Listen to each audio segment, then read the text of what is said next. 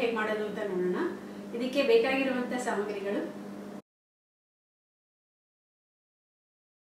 ಮೊದಲು ಕಣಕನ ಕಲಸಿಟ್ಕೊಂಡ್ಬಿಡೋಣ.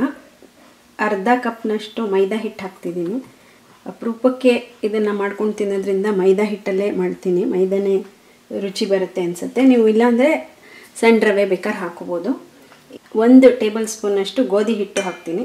ಗೋಧಿ ಹಿಟ್ಟು ಹಾಕಿದ್ರೆ ಸ್ವಲ್ಪ ಈ ಬೇಳೆ ಹೋಳಿಗೆಗಳು ಮೃದುವಾಗಿ ಬರುತ್ತೆ. ಹಿಟ್ಟಿಗೆ 1/8 ಟೀ ಸ್ಪೂನಷ್ಟು ಅರಿಶಿನ ಹಾಕಿ ನೀರು ಹಾಕಿ ಕಲಸೋಕ್ಕೆ ಮುಂಚೆ ಮೊದಲಿಗೆ ಎಲ್ಲದನ್ನು ಒಂದ್ಸಲ ಚೆನ್ನಾಗಿ ಮಿಕ್ಸ್ ಮಾಡ್ಕೊಳ್ಳೋಣ. ಇದಕ್ಕೆ ಸುಮಾರಾಗಿ 1/4 ಕಪ್ಪು ಮತ್ತು 1 ಟೇಬಲ್ ಸ್ಪೂನಷ್ಟು ನೀರು ಇಟ್ಕೊಂಡಿದ್ದೀನಿ. ಫಸ್ಟ್ ಅದಿಷ್ಟನ್ನು ಹಾಕಿ ಕಲಸಿ ನೋಡೋಣ. ಅದಕ್ಕಿಂತ ಮೇಲೆ ಬೇಕಂದರೆ ಇನ್ನೊಂದು ಚೂರು ಹಾಕ್ಕೋಬೋದು. ಆದರೆ ಜಾಸ್ತಿ ನೀರಾಗೂ ಬೇಡ, ಜಾಸ್ತಿ ಗಟ್ಟಿಯಾಗೂ ಬೇಡ.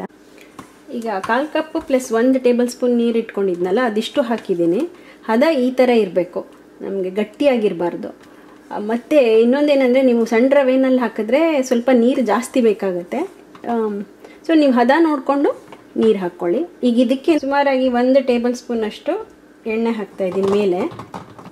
ಜಸ್ಟ್ ಮೇಲಕ್ಕೆ ಎಣ್ಣೆ ಹಾಕಿದ್ರೆ ಸಾಕು. ಸುಮಾರು 1.5 ಟೇಬಲ್ ಸ್ಪೂನಷ್ಟು ಎಣ್ಣೆ ಹಾಕಿ ಒಂದು ತಟ್ಟೆನ ಮುಚ್ಚಿಬಿಟ್ಟು ಪಕ್ಕಕ್ಕೆ ಇಟ್ಬಿಟ್ಟಿರಿ. ಸುಮಾರು ಇದು ನಾವು ಬೇಳೆ ಬೇಯಿಸ್ಕೊಂಡು ಹೂರಣ ಮಾಡ್ಕೊಳ್ಳೋ ತನಕ ಚೆನ್ನಾಗಿ ನೆನಿಬೇಕು. ಇದು ಒಂದು 2-3 ಗಂಟೆ ಮಿನಿಮಮ್ ನೆಂದರೆ ಹೋಳಿಗೆ ಮೃದುವಾಗುತ್ತೆ. ಅದರಿಂದ ಇದನ್ನು ಮೊದಲು ಕಲಿಸ್ಕೊಂಡ್ಬಿಟ್ಟು ಪಕ್ಕಕ್ಕೆ ಇಟ್ಕೊಂಡ್ಬಿಡಿ.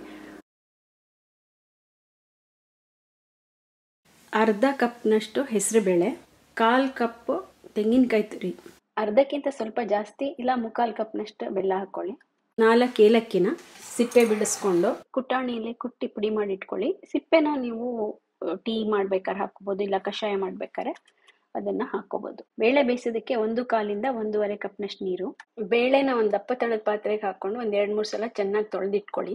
ಚೆನ್ನಾಗಿದೆ. 1-2-3 ಸಲ ತೊಳ್ಕೊಂಡ್ಮೇಲೆ ಇದಕ್ಕೆ 1/4 ಕಪ್ನಷ್ಟು ನೀರು ಹಾಕಿ ಮೀಡಿಯಮ್ ಉರಿನಲ್ಲಿ ಇದನ್ನು ಬೇಯಕ್ಕಿಡಿ. ಅಷ್ಟರಲ್ಲಿ ನಾವು ಬೆಲ್ಲನ ಕರಗಿಸ್ಕೊಳ್ಳೋಣ.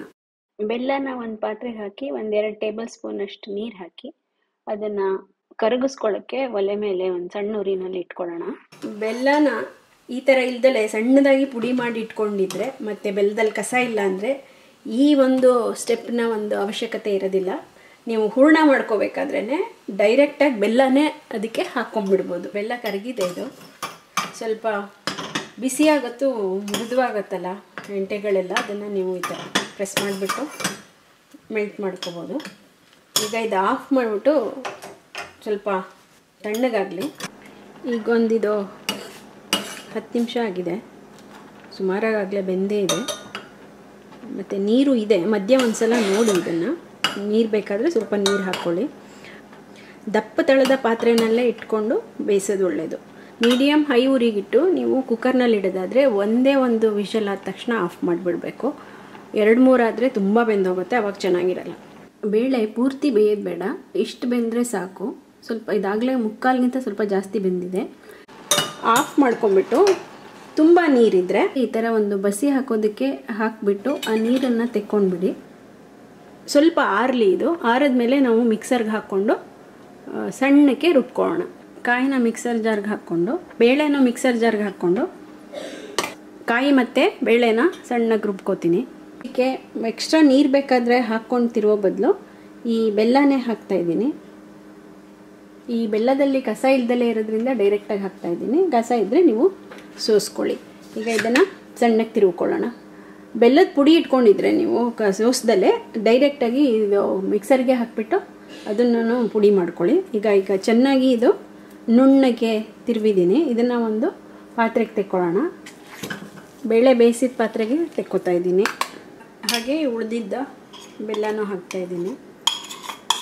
ಹಾಗೆ ಬೆಲ್ಲದ ಪಾತ್ರೆಗೆ ಸ್ವಲ್ಪ ನೀರು ಹಾಕಿ ಅದನ್ನು ಹಾಕಿ ಚೆನ್ನಾಗಿ ಮಿಕ್ಸ್ ಮಾಡ್ಕೊಳ್ಳಿ. ತುಂಬ ಹೊತ್ತೇನು ಇಂಗಿಸೋದು ಬೇಡ, 1-2 ನಿಮಿಷ ಇಂಗಿಸಿದ್ರೆ ಸಾಕು. ಸ್ವಲ್ಪ ನೀರಾಗಿದ್ದರೆ ನೀವು ಜಾಸ್ತಿ ಹೊತ್ತು ಇಂಗಿಸ್ಬೇಕಾಗತ್ತೆ. ಆ್ಯಕ್ಚುಲಾಗಿ ಇಷ್ಟು ಗಟ್ಟಿಯಾದರೆ ಸಾಕು, ಇನ್ನು ತುಂಬ ಗಟ್ಟಿಯಾಗೋದು ಬೇಡ. ಈಗ ಇದನ್ನು ಆಫ್ ಮಾಡಿಬಿಡೋಣ. ಆಫ್ ಮಾಡಿಬಿಟ್ಟು ಕುಟ್ಕೊಂಡಿರುವಂಥ ಏಲಕ್ಕಿ ಹಾಕಿ ಇದನ್ನು ಮಿಕ್ಸ್ ಮಾಡಿಬಿಟ್ಟು ತುಂಬ ನೀರು ಹಾಕಿದರೆ ಈ ಹದಕ್ಕೆ ಬರುವಷ್ಟು ಇಂಗಿಸ್ಕೊಳ್ಳಿ.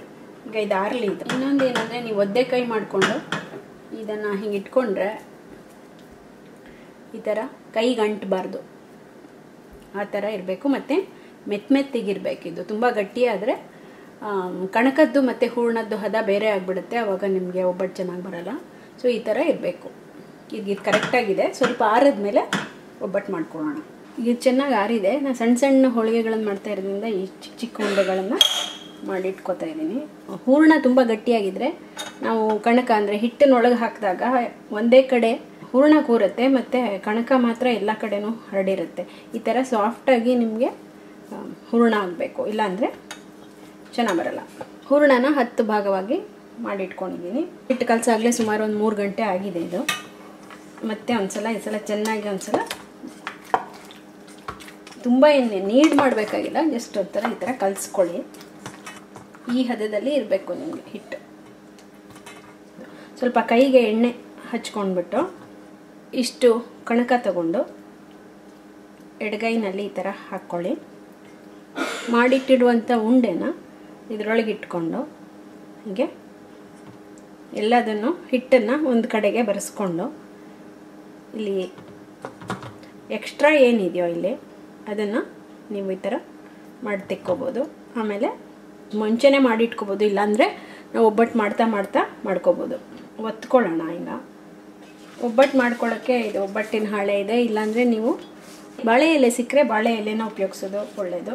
ಬಾಳೆ ಎಲೆ ಇಲ್ಲ ಅಂತಂದರೆ ಈ ಥರದ್ದು ಯಾವುದಾದ್ರು ಪ್ಲಾಸ್ಟಿಕ್ ಶೀಟು ಅಥವಾ ಈ ಒಂದು ಒಬ್ಬಟ್ಟು ಮಾಡೋಕ್ಕೆ ಈಗ ಒಂದು ಶೀಟ್ ಬರುತ್ತಲ್ಲ ಅದನ್ನು ಹಾಕ್ಕೊಳ್ಳಿ.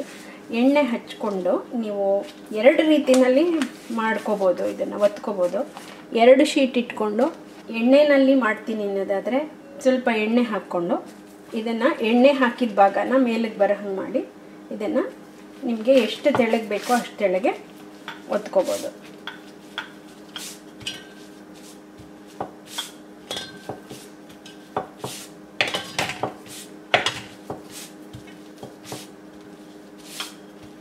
ಈ ಥರ ತಿರುಗಿಸ್ಕೊಳ್ತಾ ನೀವು ತೆಳ್ಳಗೆ ಒತ್ಕೊಳ್ಳಿ. ಇದು ಎಣ್ಣೆ ಹಚ್ಚಿ ಮಾಡುವಂಥ ಒಂದು ವಿಧಾನ. ಮುಂದಿಂದು ಹಿಟ್ಟನ್ನು ಅದ್ಕೊಂಡು ಮಾಡೋದನ್ನು ತೋರಿಸ್ತೀನಿ. ತೆಳ್ಳಗೆ ಒತ್ತಿಟ್ಕೊಳ್ಳಿ, ಎಷ್ಟು ತೆಳ್ಳಗೆ ಬೇಕೋ ಅಷ್ಟು ತೆಳ್ಳಗೆ. ಕಾವಲಿಗೆ ಸ್ವಲ್ಪ ಎಣ್ಣೆ ಹಚ್ಚಿ ಇದನ್ನು ಮೀಡಿಯಮ್ ಉರಿನಲ್ಲಿ ಬಿಸಿಗಿಡಿ. ಕಾವಲಿ ಬಿಸಿ ಆಗುತ್ತೋ ಇದು ಹೋಳಿಗೆ ಶೀಟೆ ಆಗಿರೋದ್ರಿಂದ ಡೈರೆಕ್ಟಾಗಿ ಹಾಕ್ಬೋದು. ಹಾಕಿ ಇದನ್ನು ನಿಧಾನಕ್ಕೆ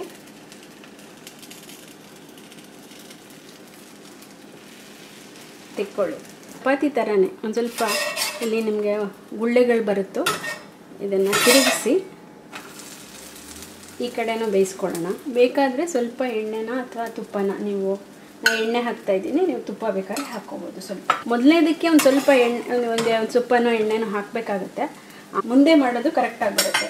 ಬೇಯ್ತಾ ಇದ್ದಾಗ ಈ ಕಡೆ ಇನ್ನೊಂದನ್ನು ಮಾಡ್ಕೊಳ್ಳೋಣ. ಇದಕ್ಕೆ ನಾನು ಹಿಟ್ಟನ್ನು ಹಾಕ್ಕೊಂಡು ಮಾಡ್ತಾಯಿದ್ದೀನಿ. ಸೊ ನೀವು ಧಾರಾಳವಾಗಿ ಸ್ವಲ್ಪ ಹಿಟ್ಟನ್ನು ಅದ್ಕೊಂಡು ಈ ಥರ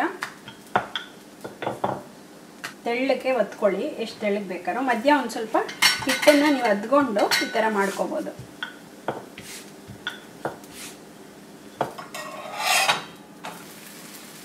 ಈಗ 2 ಕಡೆನೂ ನೋಡಿ, ಈ ಕಡೆನೂ ಕೆಂಪಾಗಿದೆ, ಹಾಗೆ ಇನ್ನೊಂದು ಕಡೆನೂ ಕೆಂಪಾಗಿದೆ. ಈಗ ಇದನ್ನು ಒಂದು ತಟ್ಟೆಗೆ ತೆಕ್ಕೊಳ್ಳೋಣ. ಇದು ಹಿಟ್ಟಿಂದ ಮಾಡಿರುವಂಥದ್ದು, ಇದನ್ನು ಕೈಗೆ ಬರ್ತಾ ಇದೆ ಹಿಟ್ಟಿಂದ ಮಾಡಿರೋದು. ಈಗ ಹಾಕಿ 2 ಕಡೆನೂ ಚೆನ್ನಾಗಿ ಬೇಯಿಸ್ಕೊಳ್ಳೋದು. ಮುಂದಿಂದು ಕೂಡ ಅದೇ ಥರ ಅಷ್ಟು ಕೈಗೆ ಸ್ವಲ್ಪ ಎಣ್ಣೆ ಹಾಕ್ಕೊಂಡು ಹಿಟ್ಟನ್ನು ತಗೊಳ್ಳಿ. ಸೊ ಜಾಸ್ತಿ ಹಿಟ್ಟು ತೊಗೊಂಡ್ರೂ ಪರವಾಗಿಲ್ಲ, ಯಾಕೆಂದರೆ ನಾವು ಆಮೇಲಿಂದ ತೆಗಿತೀವಲ್ಲ. ಉಂಡೆನ ಒಳಗಡೆ ಇಟ್ಟು ಎಲ್ಲ ಕಡೆನೂ ಈ ಥರ ಮುಚ್ಚಿ ನೋಡಿ, ಎಕ್ಸ್ಟ್ರಾ ಬರುತ್ತೆ ಇಷ್ಟು ಹಿಟ್ಟು. ಈ ಥರ ಈ ಹಿಟ್ಟನ್ನು ಮಾಡಿ ತೆಗೆದು ಇದನ್ನು ನೀವು ಹಿಟ್ಟಿನಲ್ಲಾದರೂ ಅದ್ದಿ ಈ ಥರ ಮಾಡ್ಕೋಬೋದು. ಇಲ್ಲಾಂತಂದರೆ ಎಣ್ಣೆನೇ ಹಚ್ಚಿಬಿಟ್ಟು ಎಣ್ಣೆನಲ್ಲಿ ಕೂಡ ಮಾಡ್ಕೋಬೋದು. ಹೂರ್ಣ ಮತ್ತು ಹಿಟ್ಟು ಎರಡು ಒಂದೇ ಅಳತೆ ಇದ್ದಾಗ ನೋಡಿ ಈ ಥರ ಕ್ಲೀನಾಗಿ ಈ ಥರ ಬರುತ್ತೆ ನಿಮಗೆ. ಹೂರ್ಣ ಗಟ್ಟಿ ಆಗಿಬಿಟ್ಟಿದ್ರೆ ಸುಲಭವಾಗಿ ಹರಡಲ್ಲ. ಈಗ 2 ಕಡೆನೂ ಚೆನ್ನಾಗಿ ಬೆಂದಿದೆ. ಸ್ವಲ್ಪ ಒಂದು ಕಡೆಗೆ ಎಣ್ಣೆ ಹಾಕಿದ್ರೆ ಸಾಕಾಗುತ್ತೆ. ಇದು ಹಿಟ್ಟು ಹಾಕಿ ಒತ್ತಿ ಮಾಡಿರುವಂಥ ಹೋಳಿಗೆ ಇದು ಕೂಡ ಆಗಿದೆ. ಈ ಥರ ಪಕ್ಕ ಇಟ್ಕೊಳ್ಳಿ, ಒಂದ್ರ ಮೇಲೆ ಒಂದು ಹಾಕಬೇಡಿ. ಉಳಿದ ಒಬ್ಬಟ್ಟುಗಳನ್ನು ಕೂಡ ಇದೇ ಥರ ಒತ್ತಿ ಬೇಯಿಸ್ಕೊಳ್ಳಿ. ಈಗ 10 ಹೋಳಿಗೆಗಳು ಸಿದ್ಧವಾಗಿದೆ. ನೋಡಿ ಎಷ್ಟು ಮೃದುವಾಗಿ ಬಂದಿದೆ. ಇದು ನಿಮಗೆ ಹೆಸರು ಬೇಳೆ ಹೋಳಿಗೆ ಅಂತ ಗೊತ್ತಾಗೋದೇ ಇಲ್ಲ. ಇವನ್ ರುಚಿ ಕೂಡ ಮಾಮೂಲಿ ಹೋಳಿಗೆ ಥರನೇ ಇರುತ್ತೆ. ಈಗ ಹೆಸರು ಬೇಳೆ ಹೋಳಿಗೆನ ಹೇಗೆ ಮಾಡೋದು ಅಂತ ಗೊತ್ತಾಯ್ತಲ್ಲ. ನೀವು ಕೂಡ ಇದನ್ನು ಮಾಡಿ ನೋಡಿ ನಿಮ್ಮ ಅಭಿಪ್ರಾಯನ ಖಂಡಿತ ತಿಳಿಸಿ. ನಮಸ್ಕಾರ.